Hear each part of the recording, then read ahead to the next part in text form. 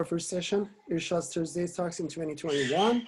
I'm Masad. I'm very delighted to be hosting our guest, Dr. Quddusi, with his fifth session of the lecture series on the history of early Shia Islam in Iran. I'm very excited. We had 4 very rich sessions, and I'm sure most of you know Dr. Quddusi and had the opportunity to attend his lectures and talks casting by Irshad and or other multiple student organizations over the past couple of months. For those of you who recently joined us, Dr. Quddusi is a faculty member of the Wayne State University School of Medicine, Department of Anesthesiology, and currently performing research on the mechanism of action of different pharmacological agents on brain, and also has interest in neuropsychiatric disorders.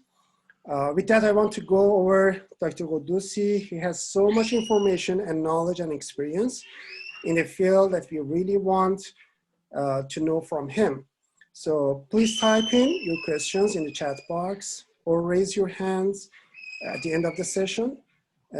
However, we have 2 questions remained left from last session, Mr. Al-Hadi and Mr. Babak. If they join us for the 5th session, we will go through their questions first, and then we will start with the rest of the questions. And thank you very much. And Dr. Quddusi, if you are ready, we'll be happy to have your 5th session. Bismillah ar-Rahman ar-Rahim. I'm very happy to be part of can be able to join the program of my dear friends at the Irshad Learning Center. So as you said, this is the 5th part of the lecture series. Will be Shi'i scholars in Qom, Ray, and Baghdad.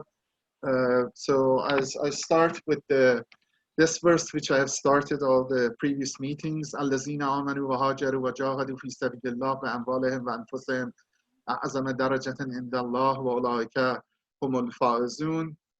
Those who believe and have left their homes striving with their wealth and their lives in God's way are of much greater worth in God's sight, or are they who are triumphant. One reason I usually recite this verse, this could be the instances of our communities. Somehow we hopefully have to strive to be an instances of this verse. But I think today I will add another verse too from the same surah. That was from Surah Tawbah. This one is from Surah Tawbah too. ما كان المؤمنون لينفروا كافة فلولا نفر من كل فرقة منهم طائفة ليتفقهوا في الدين ولينذروا قومهم إذا رجعوا إليهم لعلهم يحذرون. The general idea is, let me read the translation, nor should the believers all go forth together. If a contingent from every expedition remain behind, they could devote themselves to studies in religion, admonish the people when they return to them, thus they may learn to guard themselves against evil. This verse is the basis of scholarship, the recommendation to scholarship in religion. Not necessarily fiqh in the special understanding of it, any deep understanding of religion and a kind of division of labor. It says not all of you go for war or jihad or other activities. Some of you stay, learn, or, I mean, the translators have translated both ways. No matter what, some of you people have learned religion, go to other people, teach them, or you stay at Medina, other people come learn from you. Overall, this is the basis of the scholarship.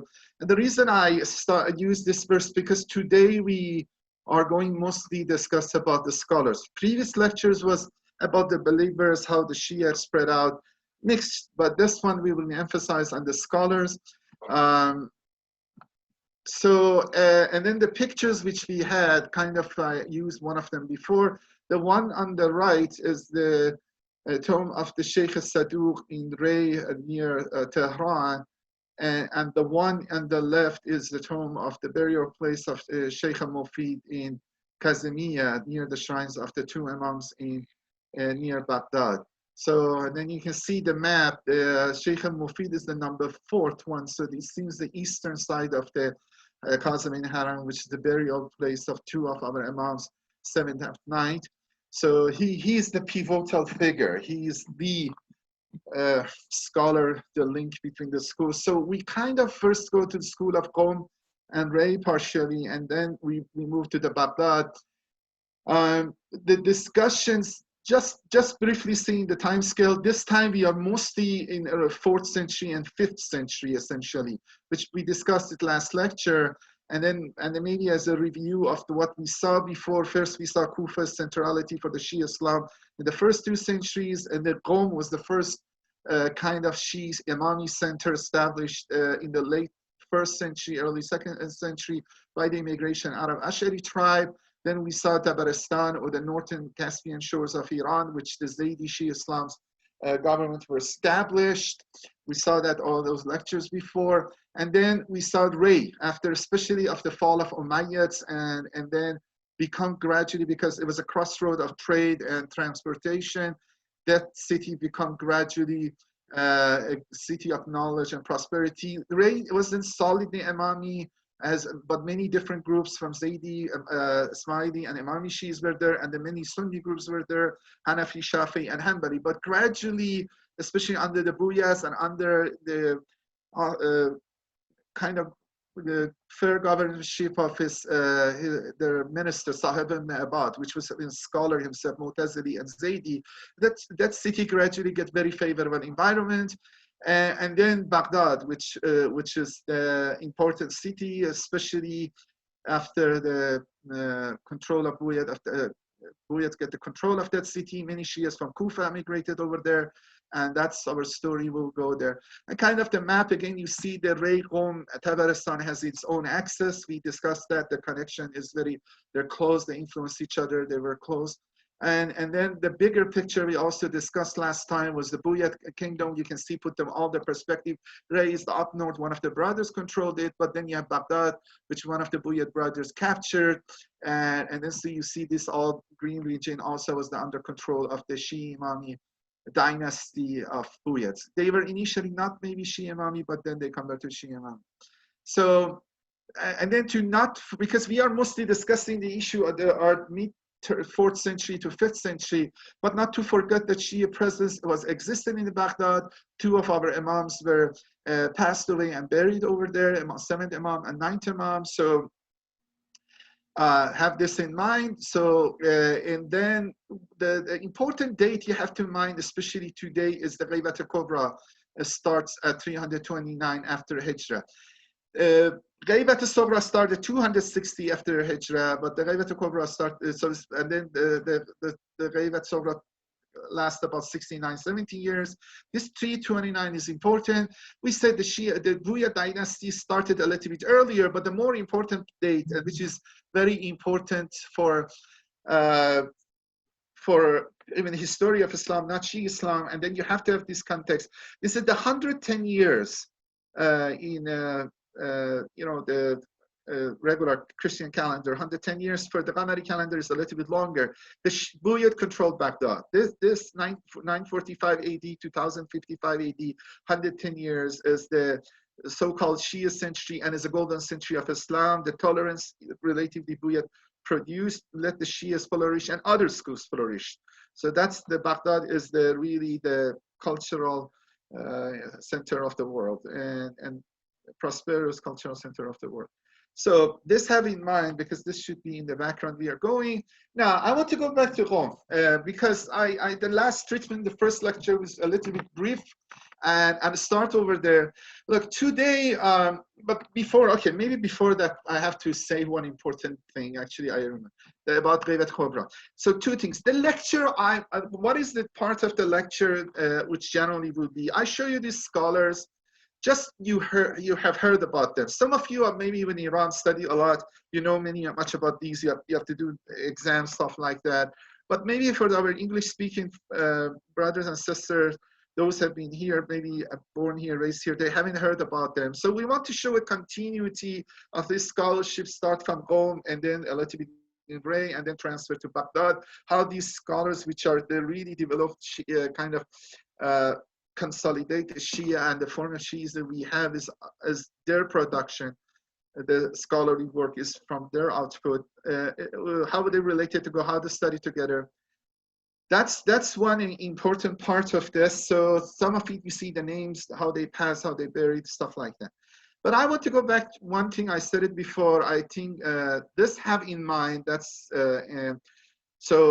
the idea of the philosophy of Ghayba, I give my own interpretation that the Ghayba was intended by God from very before. And the reason for it is that to the Shia community, Muslim community, without being completely connected, directly be connected to the heaven or the grave, on a equal par with the other ummas, compete with them. I mean, in the end of times, because each ummah is raised with his own prophet, if Shias are continuously guided by infallibles, they are in a little bit advantageous position related respect to Christians, Jews, or even Sunni stuff like that. I mean, at some stage, as I said, the God plan was that, like any 18-year-old that he has grown up, has to go out living by themselves, Shia communities start to live by themselves.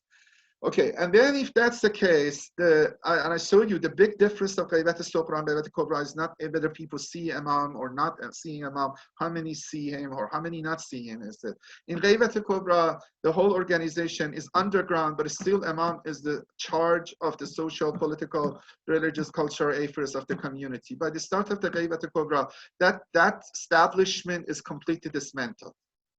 Okay, completely dismantled. It's on itself. The community is on itself. They have to manage it themselves. There's nobody infallible to answer the questions or guide it, and so on. At the latter stage, the activity of that that establishment, that headquarter, the Nahiya Muqaddasat al-Safara was decreased. They don't, initially they're more preparing the people. They don't interfere. They don't answer as much. There are some cases. But still people maybe see Imam in the Ghaibat al-Kubra. I'm not saying, but it's not that. That's the mistake. That he is in guide of charge of everything. I know his blessing reached to us. He's like a sun behind the cloud. But let's go back here. One of the things is that this shock is heavy. And I think many of us, Shia Muslims or even Muslims, want to get out of this shock psychology. We like certainty. We do not want somehow ambiguity or zan. So we want to always be certain, not probable or something like that. And then we want to create certainty somehow. I mean, some philosophers said, I mean, this is a little digression, that those who want to make heaven and the earth make hell, earth living is not a place for heaven. And I think to pull out certainty from there, it doesn't belong, it produces problems. And what is this they do? And this is common, Sunnis have done it. Sunnis want to get certainty, then the Bukhari is perfect. Bukhari is like, anything in Bukhari is making a hujjah or certain thing by making Bukhari hadith is perfect, is all the chains are sahih. Bukhari was smart, this goes to the Prophet, what are the Bukhari's terms? This we maybe do it for our ulama. Because we want somehow say they are guided, they are connected to the 12th Imam. If whatever they say, whatever fatwa they did, if they collect some hadith, that should be true. In Shia is less, at least among the scholars is less. Sunni scholars all are going for Bukhari. But in Shia's scholars is less, especially Mujtahideen, they know all Ijtihad is not for certainty, is there some zan, but educated guess, learned guess, a reasonable guess. That's how we do with science, how we do everything in our life. How you buy your home, you never know what happened to prices, how you even do the presidential elections, who buys stock and everything. It's educated. How you conduct your life. You never know you got out of the door, you come back home, but you most of the times go out. Okay, you do the cautious, you're not getting corona, stuff like that. But the point is this, we try to do that. And then to do that, there are cases. Some of these scholars, we start to give them some attributions, idealize them, or some stories, or what they call a hagiographic call about them. Some may be, okay, some of these scholars are great, but they're not without flaws too. I will show you one of them.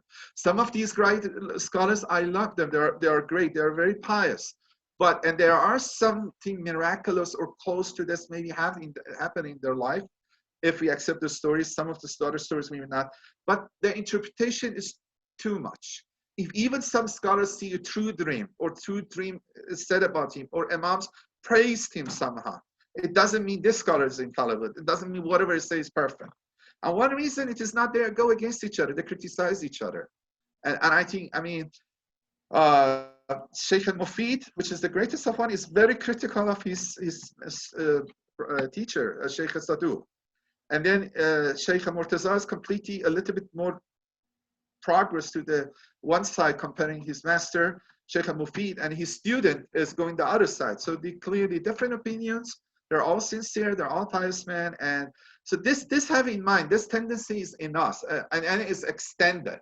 I mean, these are really at least lived close to the age of, we like to assume Al Maraja are directly connected by Imam, 12th Imam, they're guided, but Arus is not there. I mean, let me say, it's not there.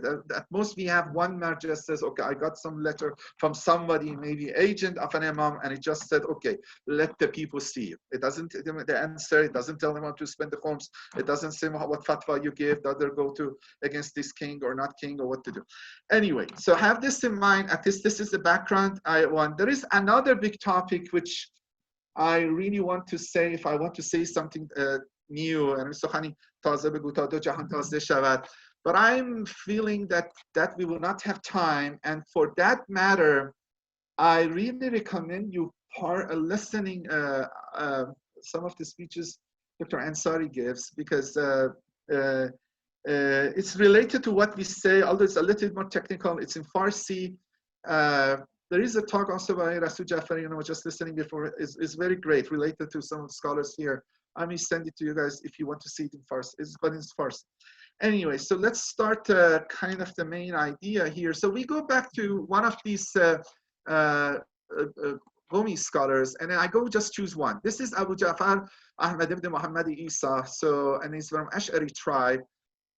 He become, as I studied last time, he become the leader, very undisputed leader of the Ghomis, not religiously, because the tribe was dominated politically. Effectively, he was meeting with the governments. He was in charge of the Gom, and then he has visited two of the Imams, three of the Imams. They said they visit Imam Reza, Imam Jawad, and Imam Al-Hadi. So 8, 9, 10th Imam. But I think he must be very young. Visit Imam Reza. He didn't narrate any hadith from them, and much of his also narration is not direct, because he maybe visited them in Medina or this time maybe maybe in possibly in Kazamain or Samira, but the point is this: he received his hadiths via intermediaries. So, but this person is very important, but still is considered the companion of the two Imams. So he didn't quote hadiths directly from them, but still considered a companion. Look, the importance of him is this: he has 9,600 hadiths. He's in chain of narration of 9,600 hadiths in our main 4 hadith collections. So Kafi has 16,000, the biggest one. The other ones are less. I mean, I cannot say how many hadiths. I forgot how many we have, but I'm pretty sure he is about 1/5. I mean, at least 1/6 of all the hadiths we have. I mean, 1/5 definitely, maybe 1/4. So he's important. He's very prominent. And then he had important students. In one sense, why they are important? In one sense, because these are the students which train many of the other generation. But also some of them, their books have remained for us. Unfortunately, Shia tradition, much of early books have been lost. We are worse situation than Khawarij, Zaydis, all other groups, because we are always persecuted. The libraries burned, but a couple of the books have been survived. And then you see two of these authors you see over there. Ali ibn Ibrahim al-Khulbi has a tafsir, which even in Tafsir al-Mizan very often quotes from hadiths narrated Tafsir Ali ibn Ibrahim al-Gumi, which usually collected hadiths, put it close to the verses. And then we have Muhammad ibn Hassan al-Saffar, which has another book, which Basair al-Darajat, which is about Imam. So his book has been survived. So this Ahmad ibn Musa ibn Isa, in all this is a starting point of the scholarship which I want to go forward. And then we see his importance and his students. And then, his character was very decisive. So I said it last time, I'm not going to go it much, but if he considered some, because Qom was a Shi'i center, people would come to Qom. Imamis come to Qom and they know it's a safe place, and Abbasi didn't have much control on it. Maybe Zayd is coming, even some Ghulat coming to here. If he felt that the people which are coming over there are extremists, have deviant views, or narrating something he doesn't think, I believe is authentic, he would he would really confront them. So, you know, for example, he did not transmit himself from Al-Hasan ibn Khurrazadeh, a traditionist for Qom, which was Qumi, but he didn't transmit from him. And then he expelled Sahl ibn Ali ibn Razi from Qom to Ray, which he thinks it was a Ghali, and he believes Ghali. Another Kufan extremist come to Qom, Muhammad ibn Ali Sayrafi. But then when he established this guy as extremist again, he banished him from town. So this idea of extremism is important too. Which I think is important. We have some Shias with extremist Gulat view. They are influenced by Christian, Gnostic, Platonic views. Maybe Ismailis are partially like that. If I have time in the latter part, this could be important, but I'm not sure we can discuss that. But the one person which is important and interesting story, and last time I mentioned it was Ahmad ibn Muhammad ibn Khalid al-Barqi, which is also a famous book. It was a prolific Imami traditionist and author from Bargarud, near Rome. This Ahmad ibn Muhammad Isa, first he banned him or driven him out of Qom too, because he assumed he's a little bit relaxed in narrating hadiths. Ahmad Khalid Barqi was narrating from unreliable narrators or mursal hadiths. Mursal hadiths was the hadiths doesn't have the sanad, the chain of narrators. Actually, the hadiths mostly first century were like that. But after 2nd century or 3rd century, people said, no, hadith, you cannot just say, I heard something, I know something like that. You should give it a chain. And then look, that's the point. Right now, if I say something happened, for example, Imam Khomeini said something. I mean, you don't ask me where you heard it. Yes, either I read it in a book or in a TV or something like that. That in 1st century, the Sahabas were alive, or the Tabi'in, Sahabas, and some of them, like Hassan al-Basri said, look, I know what I'm talking about, but I say something, Prophet said that. This is Sunni one. So this Mursal hadiths was very common, but it is the beginning of 2nd century, they noticed, the Sunnis noticed, and then there are many fabrications that start to change. They put this asnad. We have in Shias later, because for Shias, you could go ask directly from Imam, so the even still Imams were alive much longer. But gradually, this start to happen. You know, if some guys come through the door, said, "I have this hadith," they want him. Okay, where you heard it? You heard it from Imam, or you heard it from somebody else? Heard it from Imam? Tell me how you need to. You could verify it. So this is sensitivity. But the point is that he first, for Ahmad, if maybe Ahmad ibn Muhammad ibn Khalid Barqi wasn't careful, as some of us are more enthusiastic, some of us more careful. So at first he really again pushed him out of the town, but then later permitted him back to the town, apologized to him, and then even when Khalid Barqi passed away, he did a funeral procession after him. The importance of Khalid ibn Muhammad Khalid Barqi is that he and Ahmad ibn Muhammad Isa, the two guys, are really the teacher of the next generation. And much of the scholars come after them. So you see these two are the most prominent at the same time living in Rome. So many scholars coming from there. But then one other thing, look, this guy is very important in the history of Shiism, is very dedicated, you know, is very zealot. But look, all of these guys, that doesn't mean they're perfect. So I give you this negative example. Maybe I mentioned it last time, but I'm again emphasizing it. His other stuff are good. This was in it too. Like the custom and culture of that time, a little bit Arab supremacy was going through. And then the Persian Shawbiya movement was an response to it. So this ethnicity, and many people start to write the book Fazail al-Arab, which even Ahmad ibn Muhammad ibn Isa had it, and Fazail al-Arab.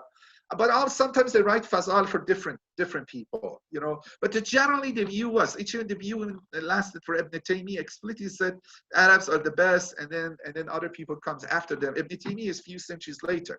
But the point is that even this level is this, which is a little bit, you have to be careful, he's good, but you don't make them so much idealized, is this. When the Imam Muhammad al-Jawad passed away,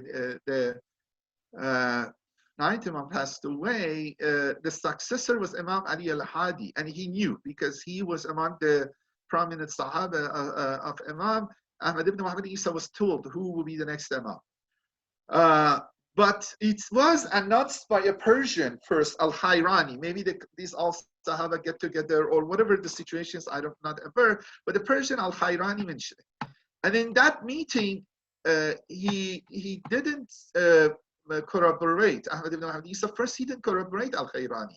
And this is not very good, because this guy says, okay, I heard from the Imam, which the next Imam is Ali ibn Hadi, and then Al-Khairani mentioned it, and then I said these other guys were present, they testify, and then Ahmad ibn Muhammad Isa either doesn't testify or silent. This doesn't look good, you know, this is the important point. And then you see what's his, but later on they pushed him. He said, okay, he admitted that he knew of the appointment, adding that he had wished that the honor making of the Anasid have gone to an Arab rather than Persian. Look, so I'm saying this is the example I show, okay, this person is good, but not perfect. But this is the real life. All of us are real human beings. Okay, this is one, but still it doesn't decrease, diminish what good he have done. Then we have Ahmad ibn Khalid al-Barghi. I'm not necessarily going in details, but he has an important book, Al-Mahasin, is staying with us. We know better about his life. He may be born at the early 3rd century. He must pass away around 280, 3rd century. And he saw maybe Imam, 10th Imam, because he moved to Samarra, but it's not very clear, but he's a great scholar. The importance I mentioned him to know he has a book, the book is extant, and he's the teacher of some of the important scholars after us. If you want to learn more about him, you know, so we have to go to his book. So I'm not, I think, saving time. Also, I think we should go forward. But there is another person, which is one of the, so first, Ahmad ibn Muhammad Khalid Baghi was a contemporary of Ahmad ibn Musa Isa Ash'ari. So this first guy started a contemporary, which have sometimes they had this quarrel between each other, but they settled down and they produced the students. But the most important students, which I mention it, is Ali ibn Ibrahim Ghuni, which I mentioned it. This, so this is the student of the last two scholars which we had. He is has the Tafsir Ghumi, which is with us. Tafsir Ghumi, Allama Tabatabai open it occasionally, use the hadiths narrated over there. His father was Ibrahim ibn Hashim, which they come from Kufa to Qom. And they say his father maybe is one of the first narrated Kufi hadiths in Qom. Narrating Kufi hadiths in Qom could be good, but could be some questions in it. Because Kufa was a very complex place, and hadiths may be mixed together. So that's, you have to have in mind. He saw some of the Imams. He didn't direct from any, not most of the Imams. He lived in the minor occultation. And he's considered very reliable Shia sources. But this is important. Look, this is after the Ahmad ibn Musa ibn Isa Ash'ari, which have 9,600 hadiths, which is the record, I think, holder. Ali ibn Ibrahim ibn Qumi is very important because in Al-Kafi alone, he has 7,000 hadiths narrated from him. So Al-Kafi has 16,000 hadiths which he selected. He saw many hadiths, but he selected 16,000. But it shows that his main professor was Ali ibn Ibrahim Ghumi. Look, regarding these hadith narrations, it wasn't that if I come out of the door, somebody ordinary, I say, I heard this hadith, they write it down. No, the hadith scholarship was that you have to go from some hadith scholar, which is known memorizing or studying hadiths, and then usually they have books, you study with him, and they get the permission to narrate. So these chains are usually some people had worked on hadith. It's not just everybody in the street. Yeah, I mean, everybody, if somebody narrated in the street, they can ask where you heard it and they find it. So it was more systematic. But the problem is that the damage for the Sunni hadiths happened in the 1st century with hadiths more sad. To Shia hadiths is a little bit different, complicated. It's a mixture of Sunni hadiths with the wrong isnad in the Shia hadiths, and also Ghulat, which the narrating hadiths by mixed hadiths. That's more complicated. So you see this Ibrahim Qumi, Ibrahim Hashim Qumi, Ali ibn Ibrahim Qumi studied with the two scholars we discussed, and also with his father. So studied with Ahmad ibn Muhammad ibn Isa, Ahmad ibn Muhammad Khalid al-Barghi. So he studied with them, the two previous scholars. and his father. But what is this is important student? There are one is Kulaini, which is the author of Kafi, and then the father of the Sheikh Sadhu.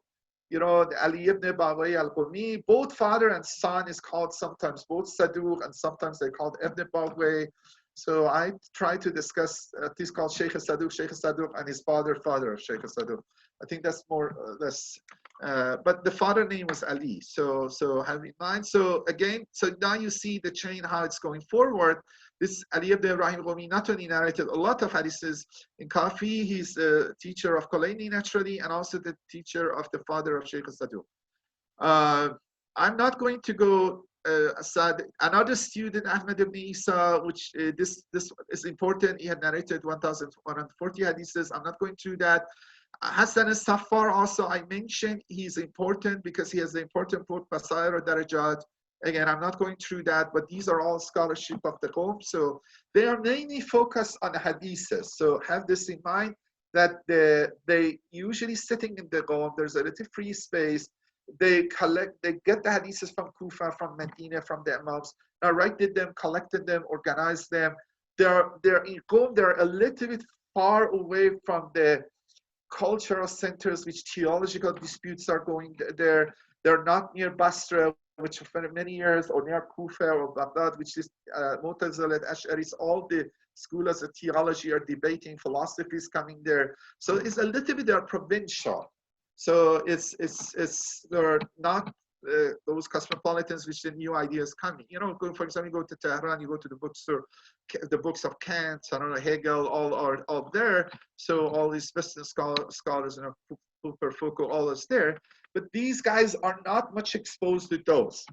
Have this in mind. They're more excluded. Their focus are Shia Imams. They're not seeing even out in their cities. They're not Ismailis, Zaydis, they're not Sunnis, so they are much more isolated and has advantages, but okay, there could be some disadvantages too. One of what interesting jurisprudential opinions of Muhammad ibn Hassan al-Saffar is this: he allows to the Qunut prayer be done in Farsi, so that's interesting. And then one reason also maybe he was I mean let's go for that side. Okay. Then we go to the father of the Sheikh Sadhu. He's very important because he was also an important scholar in himself, but also father of Sheikh Sadhu. We'll see, that's a very interesting thing. Sheikh Sadhu and Kulaini all passed in the year 329 after Hijrah, both of them. And also, we know that's the start of Baybat al-Kubra. And also that means that's the year, the fourth Safir, the last Safir, the last representative of Imam Mahdi, Imam Zaman has passed away. So that year, Shia lost three prominent figures. So have this in mind, which we go there. He was a hadith scholar, religious authority for the people of Qom and suburb. As I said, father of Sheikh Sadhu. Their name is a Persian name, but Babuya should be the Persian. Bawai is Arabic reading of Babuya. Babuya, it could be Baba Buya. I mean, I think Baba means father, Buya means smell of Baba. I mean, it could be something, because we have Sibuya the same way, Sibuya, and Ale Buyam also means because the father was a fisher, they always smell. So this Bu is maybe what was common in the Persian names at that time. I don't know why. Then the families was an important family scholars. Besides the Ali ibn Hussein was the father of Sheikh Sadhu. Besides Sheikh Sadhu, his son, they have for 200 years or more all scholars coming in their family. But they start initially from Qom, but then they move to Ray. Actually, Sheikh Sadhu himself moved to Ray and buried in Ray, as we saw in the first picture. There are three important events in his life which is worth mentioning. We don't know much interesting about the father of Sheikh Sadhu. There is one is this: he maybe have received a letter from Imam Hassan al-Askari. If he has received that letter, he must be living very long, because he passed away at 329. Ghaybat al-Kubra started, Ghaybat al-Sughra started 260. So 69 years was, he passed 69 years after the Ghayba, so Ghaybat al-Sughra started with the passing away 11th Imam. So that means 16, if he received a letter, he leaves 69 years at least after receiving the letter from the Imam. And then if he must be at least some age to receive that letter, maybe he was scholar, known scholar, or the position, maybe at 20 years old received, that could be, but it's very doubtful if it's not, to the taklif age receiving a letter. So he must live long. So that's one part of the feature they have about him. So if we accept that, that could be the case. But the other interesting story is a meeting with Halaj. You know, Halaj has become famous. It was a Ghali, Suf mystic, Gnostic, something like that, some with heretical, extremist views. But he was young. He came to Qom. And according to reports, Halaj introduced himself as the delegate of the promised Imam. So he claimed, I'm one of those naibs, one of those safirs, one of those representatives. And he has some discussion with the Ibn Bawai, the father, and then he criticized him and kind of expelled him from Qom. So that's the issue with Halaj. Halaj, it seems, come to Qom to see whether he can get followers. He has some followers already, entourage going with him. So that's the story. And then, later Halaj went to Baghdad, and then we have the story in Baghdad with the third Safir, Hussein Ruh Nubakti. Then he had 3 trips to Baghdad. The first trip, they say, is just after passing away of the second Safir. So maybe we are not sure he met with the third Safir or not. Muhammad ibn Osman was the second Safir of Imam Zaman. The last 2 trips were late, 326, 328, maybe at some meetings with the 4th Safir. But at least it is reported that the 4th Safir, which passed away the same year, 329. So remember, Sheikh Kulaini, Sheikh Sadhu, and the 4th Safir all passed in 329, which is started of Ghaybat Kubra too. It is narrated from the 4th Safir that he told the Shias in Baghdad that Ibn Bawai, the father of Sheikh Sadhu, has passed away in Qom. And then, he was back in Qom, and then the news came, he passed away in Qom, and then 17 days later, some people come say, yeah, that's true. So this is kind of a miracle, because it's hard to know any other way that Sheikh Sadhu has passed. And then it is said, and I'm not saying it could be very true that it's a coincidence, but who knows, this is a coincidence. This year, 329, which many important scholars of Shia passed away, also was the year that many meteorites seen in the sky, which happens, some years we have air goes through this, Kuiper belt or other stuff. We have many of these meteorites. It could be accident, but people get a sign of it that there's a kind of Tanasur al-Nujum. Even it's true, you have to be careful that more than this, the prediction of the 4th Safir. Father of Sheikh Sadhu, Ibn Bawai, was important personality, but again, it doesn't mean whatever it says is exactly correct, is infallible, is impeccable without any mistake. We shouldn't go the mistakes our Sunni brother have done. We should be open critical. They are good persons. They go to heaven because you're rewarded by your sincerity and piety. But knowledge is something else. These scholars have different opinions. Okay, I have to go a little bit faster. I hopefully I'll finish it by. So this is Sheikh. Then after Sheikh Sadhu, we have Kulaini, which is very important, the student of Sheikh Kulaini. He was born in a village of Kulain from Ray. So this is the first person we have in Ray. Ray is a little bit culturally different than Qom or close, but Ray you have Zaydis, Hanafi, Shafi'is, different ideas going there. But he moved to Qom and after a while, Kulaini, and studied with all the big scholars of Qom. If you go to his list of his teachers, he studied them, learned hadith from all of them. There is then at the latter years of his life, he went to Baghdad. That's interesting. Why he went to Baghdad? I felt he wanted. He was born 255, so he really born just after the year Imam Zaman was born, or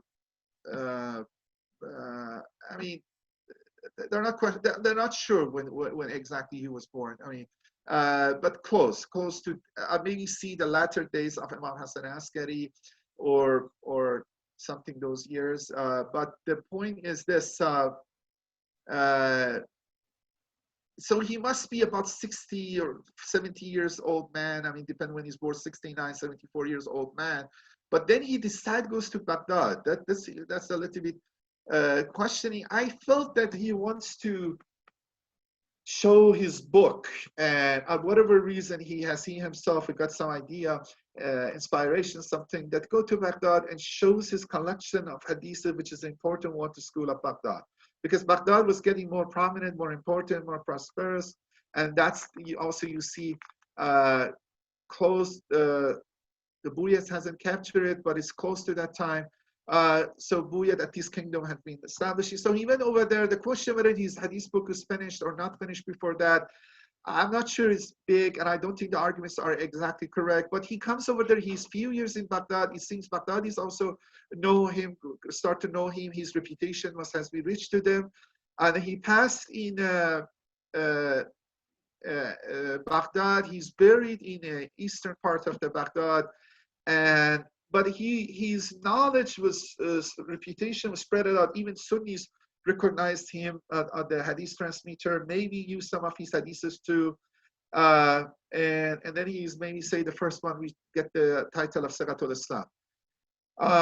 Again, as I said, he saw all of the main characters from Bohm school. All of these guys, somehow maybe he studied with them, and it was his students. One of his most important students is Ibn Ghulamiyya, which I'm not going to discuss that, but Ibn Ghulamiyya is the teacher of Sheikh Mufid. That was the one reason I wanted to discuss.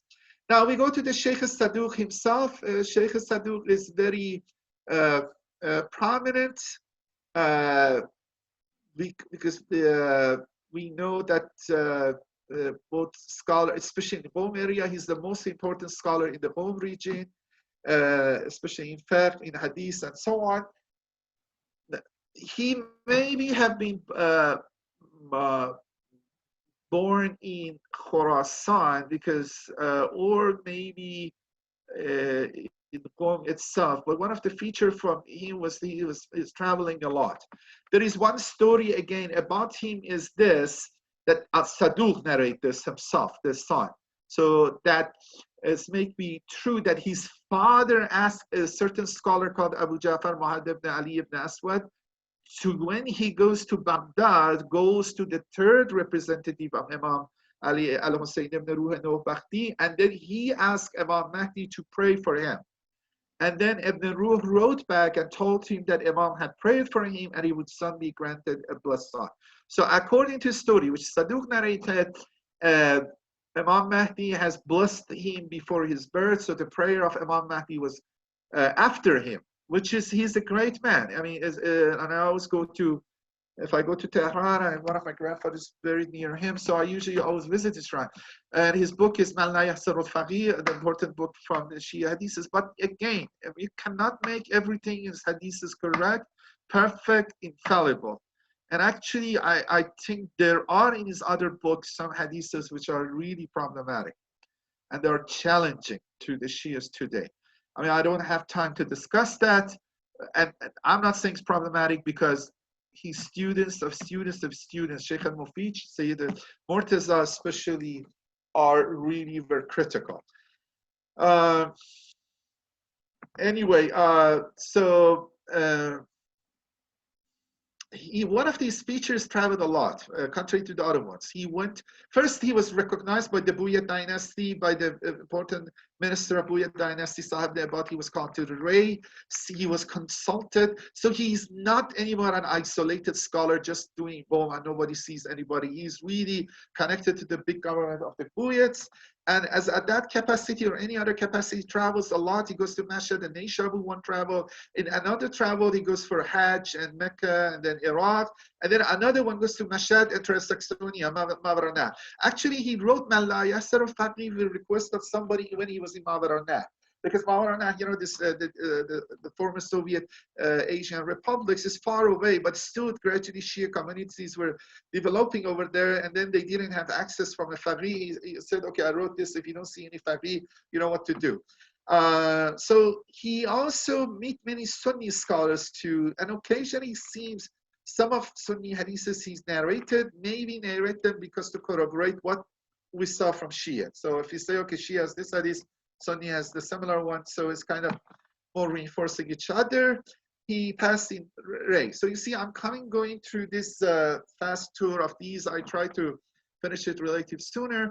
But they say he started to teach at very young age. There are important scholars studying with him, but the two most important one is Sheikh Mufid and Sheikh Murtaza. So it seems somehow they studied with him. So maybe when he traveled to Iraq, they met with him, or they went to meet him with the Qawm. One interesting thing about him, which again, look, he had a blessing after him when he was born by Imam Mahdi. And this last report, I believe in it. I think I saw some more documents about it.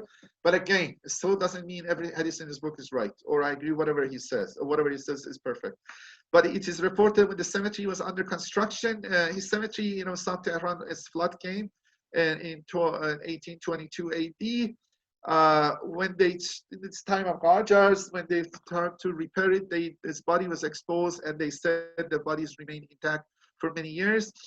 This has been said. This is for another. Some of the Sahaba was said of the Prophet, the good ones. I was Salman or Zafir Yaman. I think it was Zafir Yamani, which is buried in Madain. And then for this scholar said, and we have heard it before. So I don't think it should be surprising, but again, we have to understand what's the meaning of this is. So summarizing the Qawm, I know I'm going a little bit longer. Hopefully by 1 hour I finish completely, or a few minutes. Look, the Qawm the things I kind of summarized. The Qawm became the chief center of Orthodox Imami traditionalism in 3rd and 4th centuries. It was here that the tradition of Imams first transmitted in Kufa and elsewhere, sifted and collected. Qawm and the scholars of Qawm have this importance. I discussed this before once, but let's go on it. Examination of the chains of transmission, the canonical tradition of 12 Shi'i tradition will provide full evidence for this. In the most famous one, the Kitab al-Kafi al-Kulaini, over 80% of tradition related from Qawm traditions. If the tradition by scholars of al-Kulaini, hometown Ray, also included, we go to 90%. And then Ibn Sheikh Sadhu, we have 2 books till now. You know, Kafi from Qawm, Kafi Kulaini from Qawm. Again, the second book from out of the 4 books from School of Qawm is Man La Yasser al-Faqih. Again, exclusively he narrated from traditions from his hometown. So these 2 hadith books are the production of Qawm. And then the other 2 hadith books are essentially maybe production of Baghdad school. Baghdad school is important. I'm not sure we have much time to cover all. Just for the sake of completeness, I would say to connect that. You will see the first important scholar is Sheikh Mufid. Sheikh Mufid is title given to him when he was debating by a Mu'tazili Sunni scholar, I think. So this is not his name.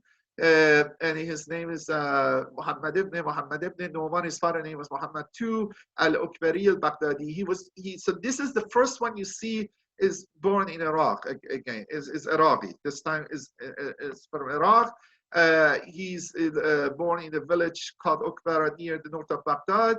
His father was also a teacher.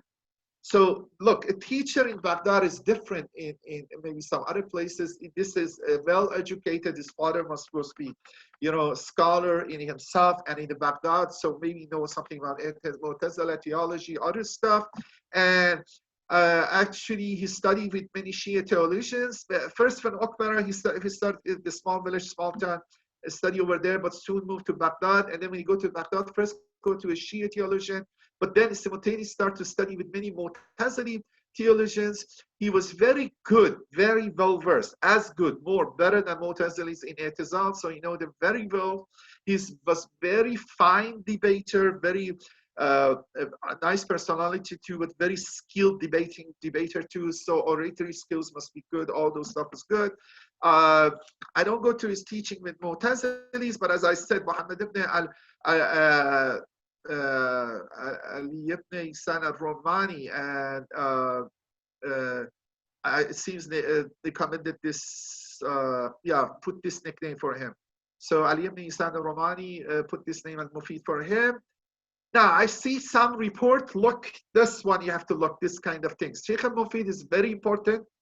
Much of our Shia tradition we have is on, okay, it's by Shias, I try to finish by 5 minutes. Okay, by Sheikh al-Mufid, but then you see reports says, okay, maybe he started narrated by age 5. I really not sure that could be true. It doesn't make sense that non-imams have narrating hadith besides at age 5. I don't know. This could be some stuff people again want to say he's perfect, there's nothing wrong with him, because always you have some stories added to them. So at the age of 40, he became the undisputed leader of the Shias at the Baghdad.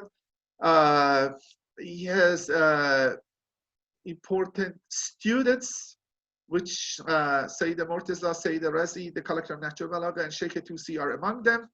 And one of these important thing, which maybe we don't have to go, I don't have time to touch that, is how the difference of Baghdad and Qom is regarding how to treat the hadiths, how to derive the fiqh laws, how much reason should be involved.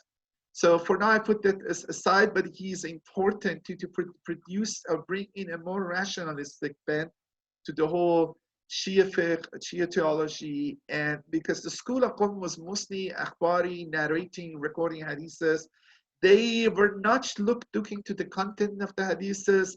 If somehow they find the trusting it or the chain was okay, they were accepting it. So kind of because of shortage of time, I need to finish it. But look, I want to give one story. Look how this kind of stories may be made or narrated to give some status that they are really somehow infallible or protected or guided. I kind of was finished with this story because there are other two students after him are very important, Sayyid Murtaza and Sheikh Tusi, but Ansari also is talking, you can look at it.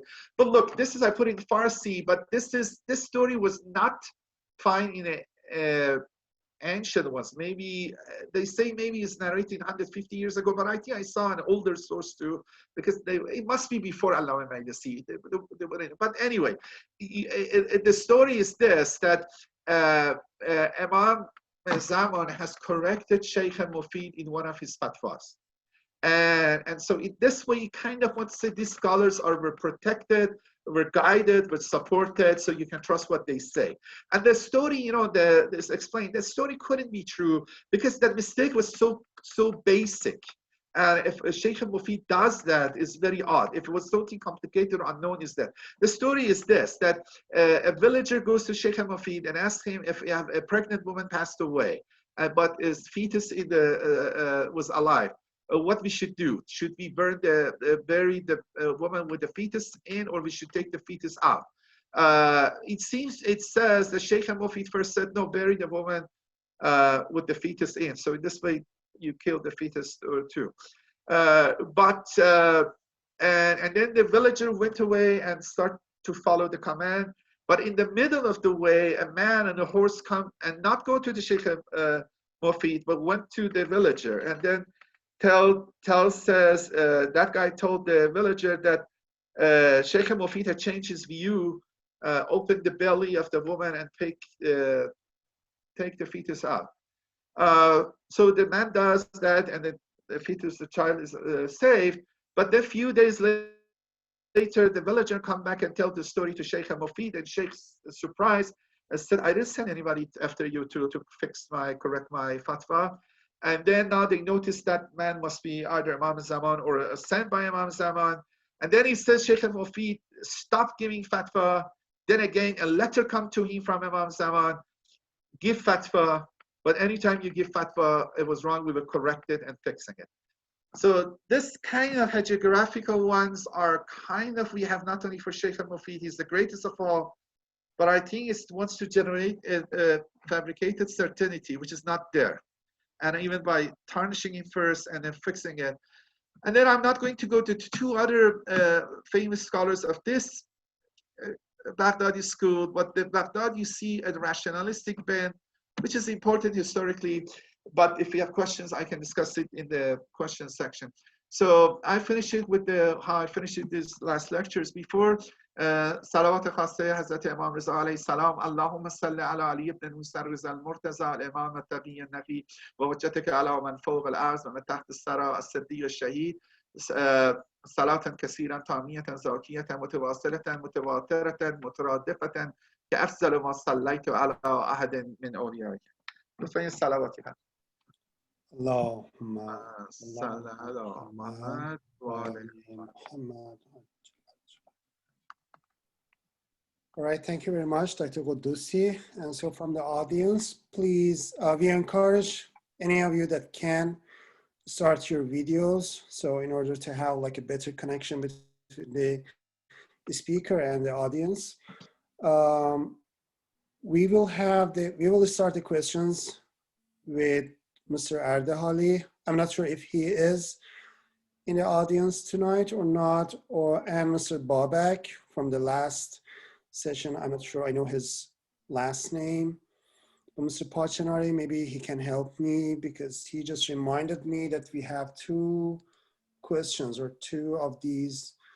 Mr. Ardehali and Mr. Babak had questions from last time that they couldn't ask their questions.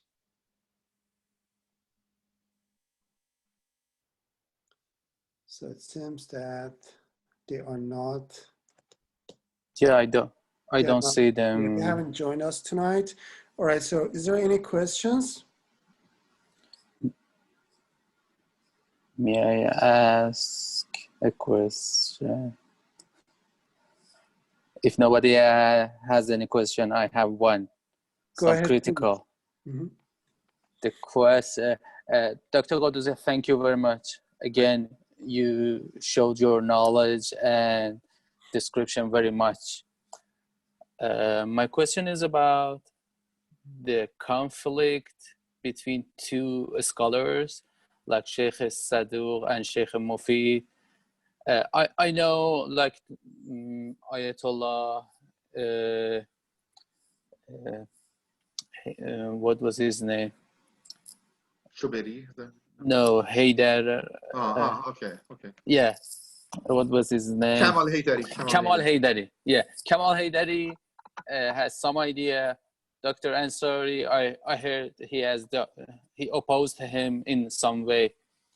But what do you think? How do you lay it out?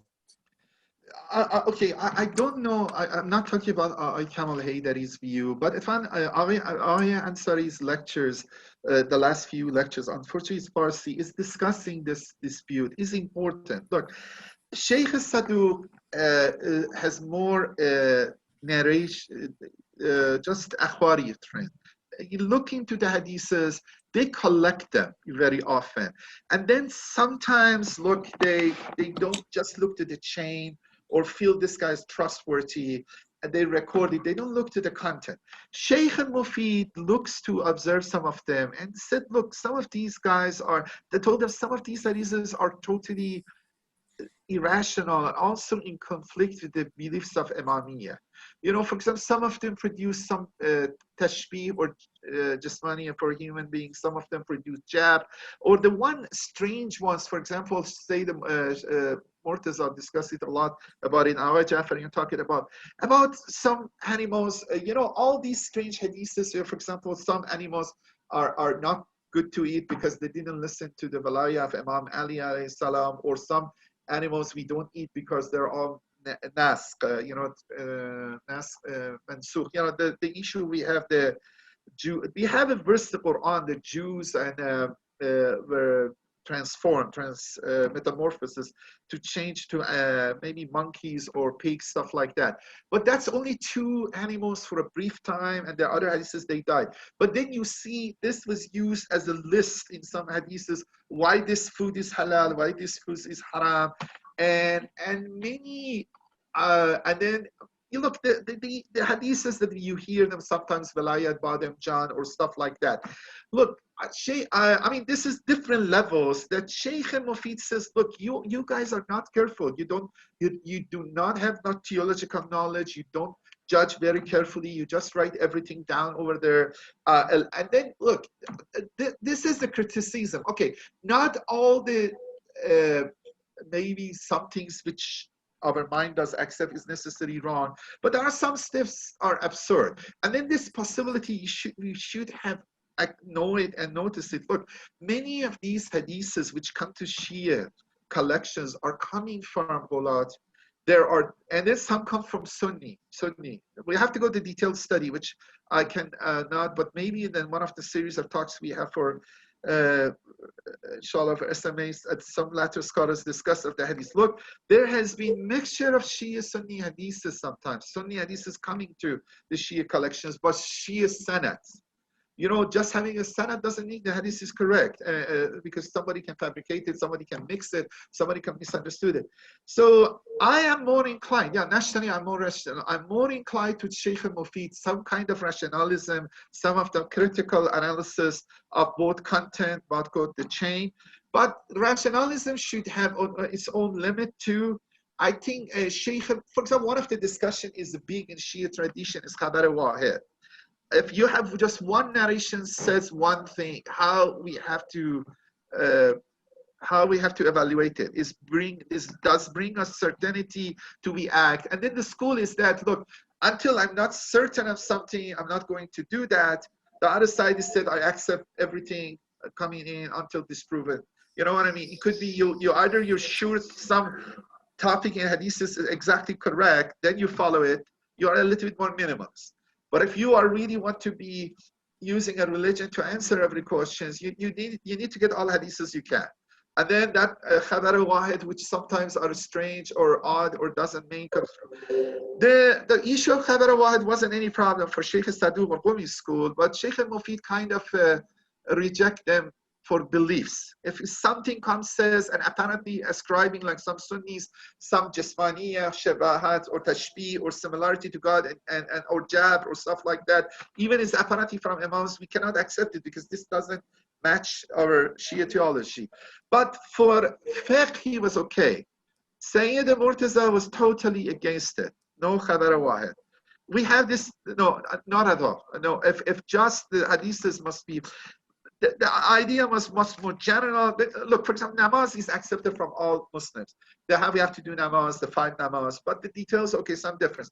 This topics that are many hadiths, many pathways are certainly accepted. But if one strange odd topic said something, okay, he said, I'm not going fatwa like that. His student Sheikh Tusi got the middle way. So Shia mostly moved a middle way. It's not full akhbari that any hadith comes more or less accepting. Not, you know, this critical judgments, you must have some background. You know what I mean? You must have known, for example, these debates were there. So Sheikh Tusi move it more to the center, and then that's what we have it after that. And this issue rises up and coming down. And actually, Aghay Jafariyan, look, this issues of ahadith pezeshki or medical hadiths, that's many of them are khabar wahid. And if you trust them, and then some of them you cannot even judge whether it's correct or not. The problem is that if you accept anything comes correct and there is no chain, then I cannot reject it to you. So how you to handle it? Sheikh Sayyid Murtaza was more one brush. Okay, these are all unreliable. Put them away. Go your regular medicine. He's very rationalistic, very and very sharp mind. Very sharp mind. The student Sheikh Mufid. Sheikh Mufid accepted more the fact, but not for the beliefs. How we have to do that? I personally believe there are gems in between, but many of them are not correct.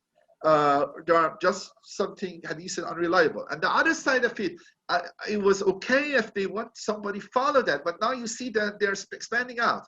They say, no, we have this hadith, says do this for corona and call them Dabai Imam Qasim. And the next step is that any vaccination is haram. This is our issue of today. Exactly these debates are issue of today. Ja'fariyan is a proponent of a return to say the Murtaza's more rationalist approach, but it says most ulama are not. I think most ulama are more closer to Sheikh Tusi if they're usuli. If you're more akhbar, I mean, sometimes you claim you're usuli. So you see the role of reason, and there are many issues he discussed. Look, there are issues. We have birds are talking, the birds are disobeying, animals are punished because they didn't accept the velaya. Even we have kharbuzeh, you know, what you have to understand, you know, I forgot.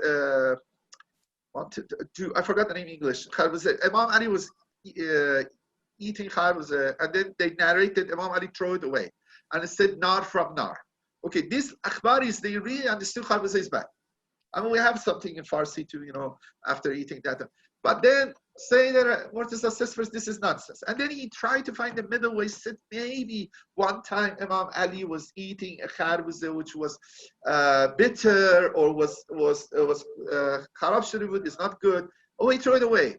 But and then maybe he exclaimed nar from nar means, okay, this is not good. You shouldn't take it literally. As far as we don't know that this is correct. One person narrated, but we don't know who it is. And then you want to say that you shouldn't buy kharbuzeh. Look, I said it last time. There are many hadiths against people of Ray. If you take it generally, then you have to really burn everybody from Ray. Nobody should live in Ray. They are so negative. I didn't mention.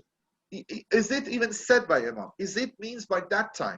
Okay, you need to bring more reason, and then you need to have some theology, some understanding. So I mean, these disputes are live. I really like to go through that, but I feel we're already past our time. And then I suggest listening to how I answer his lectures, especially the last two and the next two is exactly this period.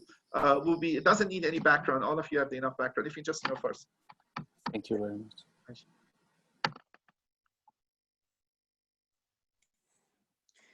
All right, thank you. It seems that everything was very clear. And we'll end the session here. Thank you so much, Dr. Qudusi, and thank you for the audience. We had very productive and interactive lecture tonight. We hope to see you soon again. Thank you.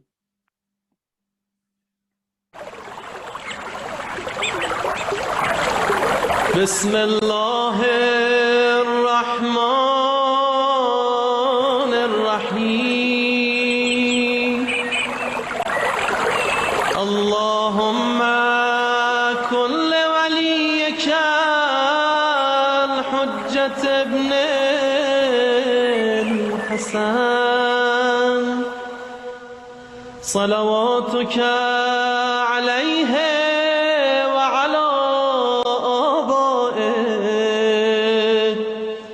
في هذه الساعة وفي كل ساعة وليا وحافظا وقائدا وناصرا ودليلا وعينا